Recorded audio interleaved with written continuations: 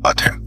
एक शेरनी ने जंगल में एक नन्हा शेर का बच्चा जन्म दिया, लेकिन जन्म के तुरंत बाद शेरनी मर गई। उसी समय पास में मौजूद भेड़ों का झुंड उस मासूम बच्चे को अपना समझकर अपना साथी बना लिया। भेड़ों के साथ रहते रहते वह बच्चा धीरे धीरे भूल गया कि वह एक शेर है।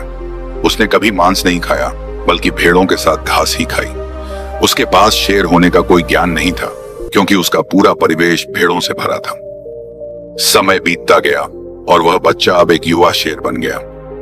एक दिन उसने देखा कि जंगल में कुछ युवा शेर घूम रहे थे, जिनकी दम, चाल, रवैया और ऊर्जा कुछ अलग थी।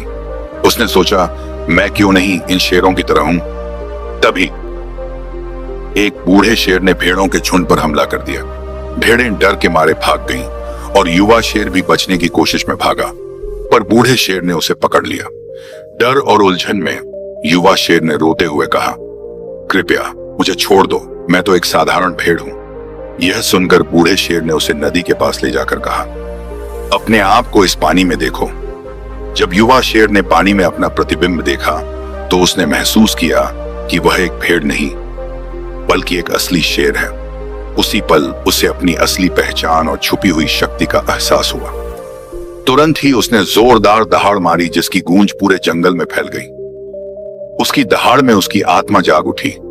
उसने ठान लिया कि अब वह भेड़ जैसी मानसिक सीमाओं में फंसकर नहीं जिएगा। उसने अपनी अंदर की कमजोरियों को दूर कर अपनी असली पहचान अपनाई। इस कहानी से हमें यही संदेश मिलता है, अपने अंदर छुपे झूठे विश्वास और कमजोरियों को छोड़कर हम अपनी असली क्षमता और शक्ति को पहचान सकते हैं। जब आप अपनी असली पहचान समझ लेते हैं, तो कोई भी आपको सफलता की राह से रोक नहीं सकता।